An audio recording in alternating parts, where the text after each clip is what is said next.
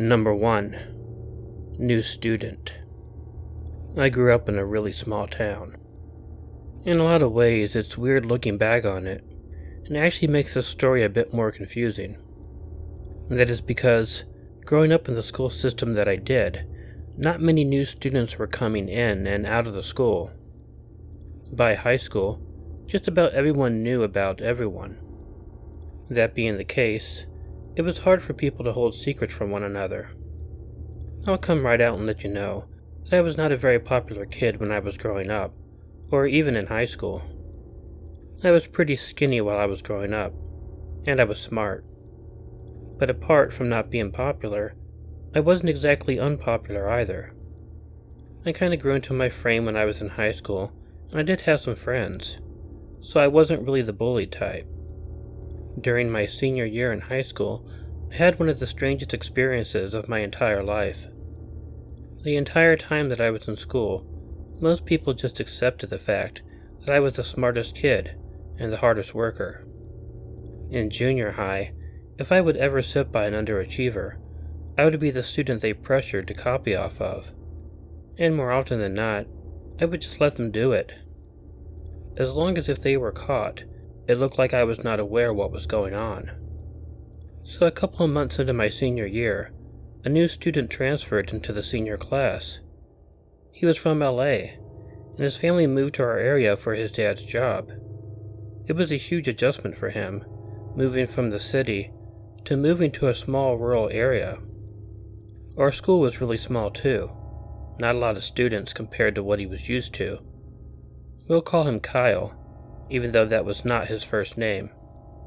Now, I don't want anyone to believe that I thought I was the only smart kid in the entire school. There were plenty of smart students. I don't want to make it seem like I was so much better than any of them. But Kyle was a whole lot more like me than most of the other ones. And although I did have friends, he and I had a whole lot more in common. Kyle and I began hanging out a lot. We ate lunch together, talked in between classes. After knowing each other for a few weeks, the two of us began hanging out after school as well. This was because of the amazing amount of things that we had in common. One of the things the two of us really had in common was the sort of obsession with being valedictorian of our class. Like I mentioned, in my school and growing up, it was pretty much assumed that I was going to take that title. And with the way things had gone throughout my entire high school career, it appeared that this would come to fruition. But when Kyle and I talked about it, something occurred to me. I didn't know if it was real or not, and I recalled hearing that transfer students aren't considered for that. And once it came up in our conversation. Kyle was, if nothing else, completely shocked at the thought. He was even pretty upset about it, and actually told me he'd been looking forward to competing with me for the title. I didn't realize how much it meant to him, nor that he had seen our friendship like that. But I reaffirmed that I did not know this for sure. It was just something that I had heard before. I encouraged him not to be worried about it until he knew for sure. Well, Kyle found out, and when he did, he was not pleased. I was right. Transfer students were not considered for valedictorian, no matter how good their grades happened to be. And for a while, he was quite upset. He was so concerned about all the work that he had done for this goal that he would not have been able to accomplish. I was only able to get him to calm down by telling him that it really didn't matter. When he got to college, he wouldn't care about it anymore. His grades would get him into any college he wanted to go to. And if he wanted to, he and I could still play a game.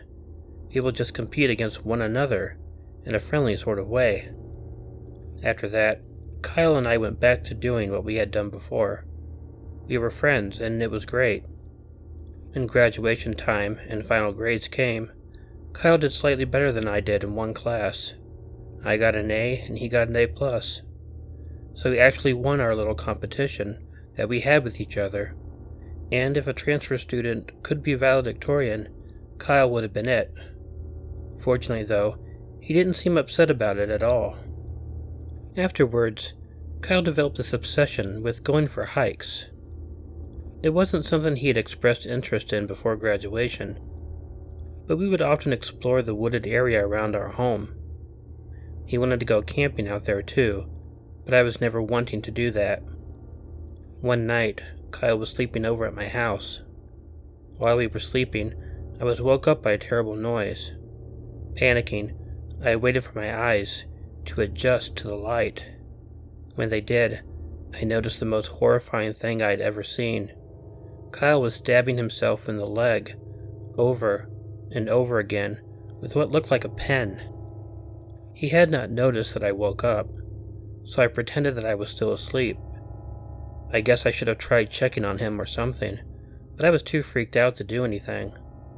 He quit, and I think at some point, we both went back to sleep. Kyle and I drifted apart after that. I would call him and try to hang out, but he didn't really want to talk to me anymore. I figured it was just what happened to two buddies who were going to go to two different colleges. It was a few years later that I got an email from Kyle. He was trying to make some amends for mistakes he had made in the past. He felt bad that we had grown apart the way that we did, but he told me he did it because he was afraid of hurting me. He was so pissed off about not getting to be the valedictorian, even though technically he was. He told me that he was afraid he was going to hurt me from the anger, and he actually told me that one night he hurt himself, stabbing himself in the leg with a pen to keep himself from hurting me. It was only then that I realized that the pen was meant for me.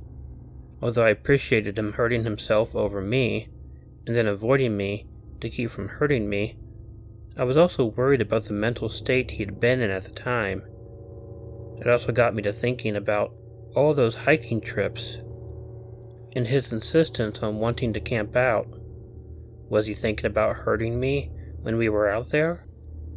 Knowing that he took something so seriously, something that really doesn't mean anything at all, and would lose his mind over it, it was something that has frightened me ever since.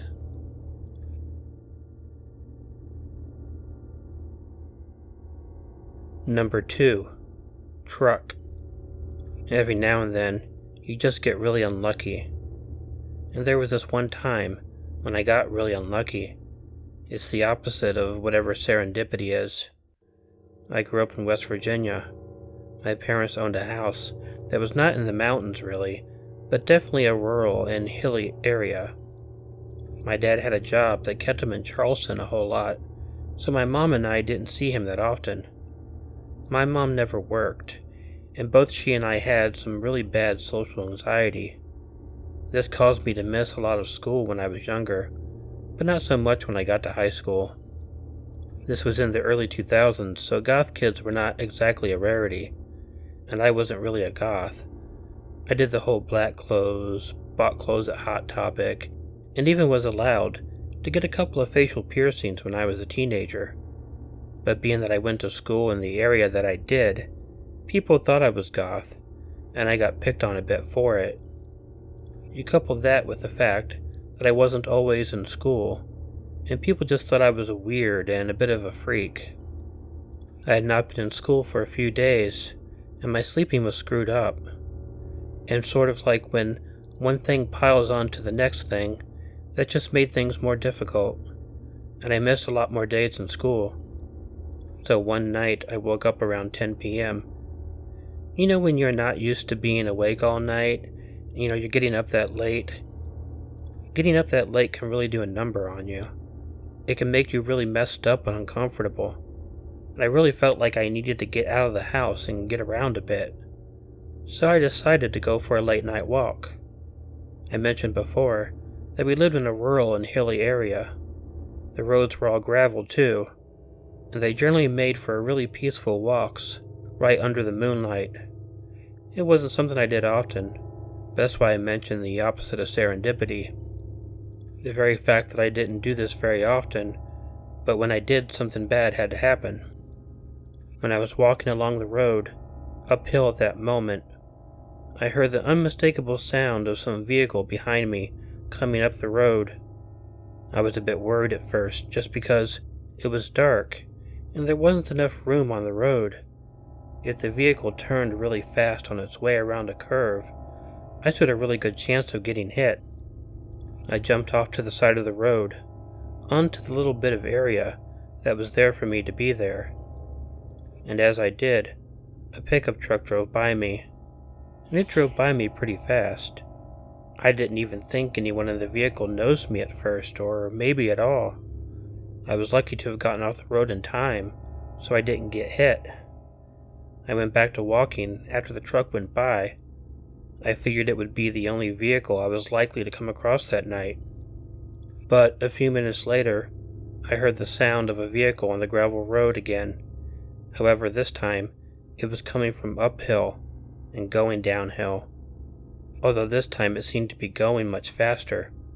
I was able to get out of the way again, but this time it was even closer. Imagine my surprise when I noticed it was the truck that I had narrowly avoided before. I was short of breath from getting out of the way as quickly as I could, but I was able to tell myself that either the truck had taken a wrong turn and had to find a place to turn around, or that the owner of the truck had made their stop and gone back. I didn't immediately think anything was wrong. I went walking again, and it wasn't long before I heard it again. This was coming up the hill this time, and faster than before. The moment I saw the headlights come around the curve, I had to jump out to the side of the road quickly, and it was that truck again. It sped past me, and I heard someone yell out of the window of the truck, "You effing freak!" It was quickly out of view. It didn't take long before this happened yet again. I once again had to jump off to the side of the road.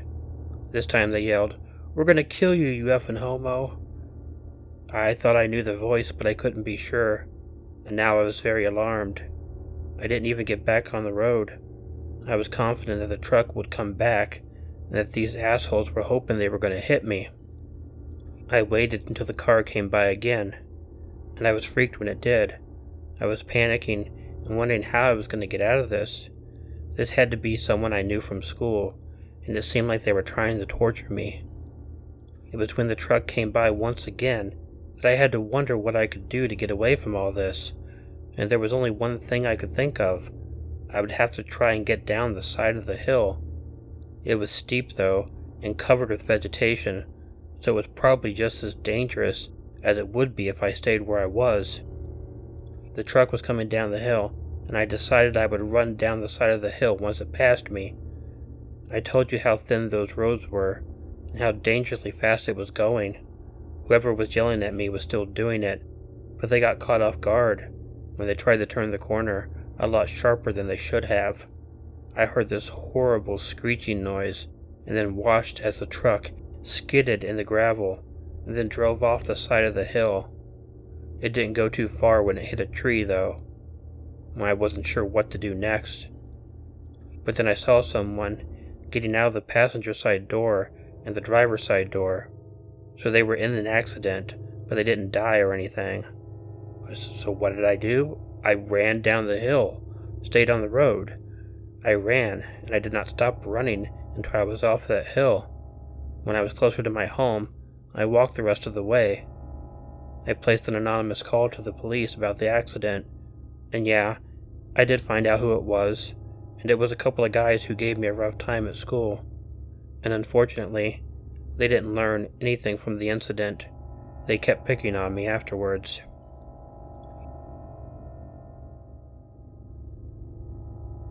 Number 3. Creepy story. This happened to me in early November 2020.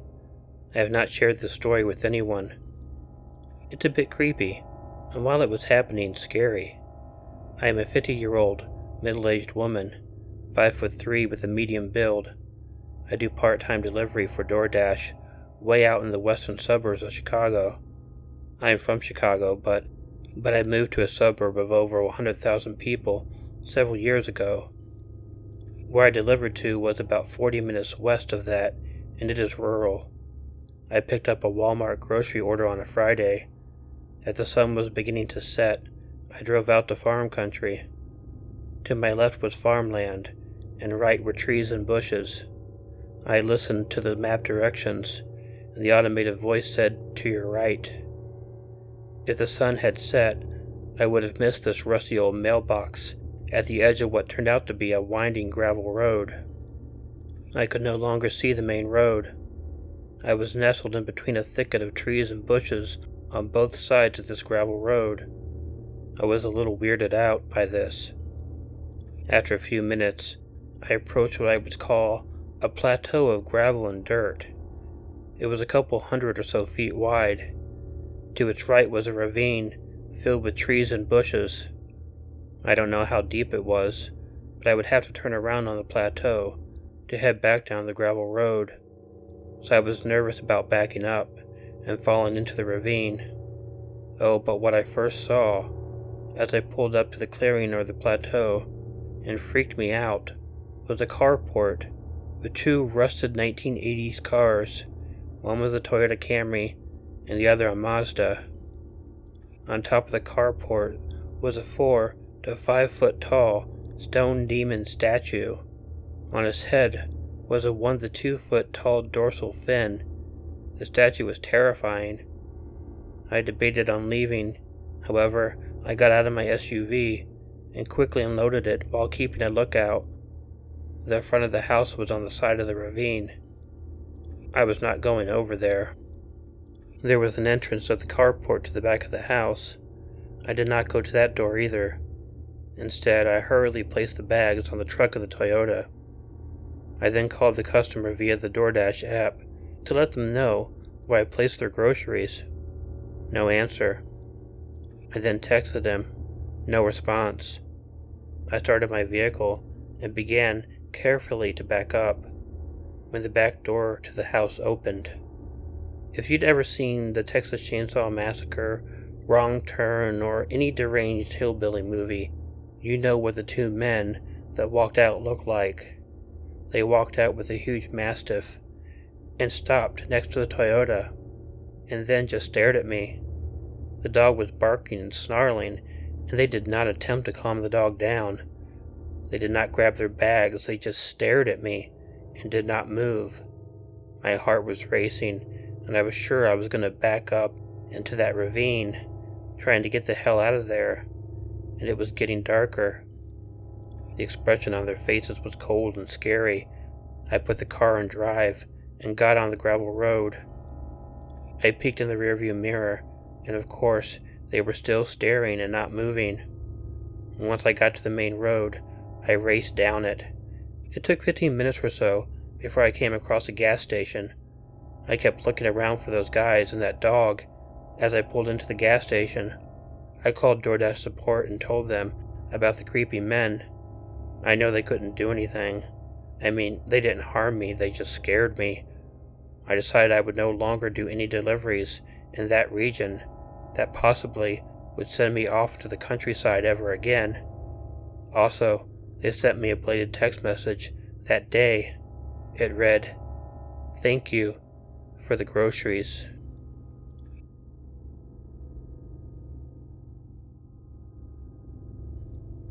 Hey y'all, Killer Orange Cat here. I'm sharing a link for a video on the channel Savage Levi. He did a little skit which I took part in. Please go take a look at it, and if you like it, consider subscribing to his channel. If you like this video, please let me know by hitting the like button. If you're not already subscribed to Killer Orange Cat, please feel free to hit the subscribe button and the bell below, or wait for the icon of Ichio the cat that'll appear at the end of this closing. Leave me a comment to let me know what you thought of the video, and consider sharing it with someone you think might enjoy it. If you have an original story you'd like narrated on Killer Orange Cat, please send it to the address included in the description. But as always, most importantly, don't forget to make sure to check in your closet and check under your bed, because you never know where Killer Orange Cat might be hiding. Good night.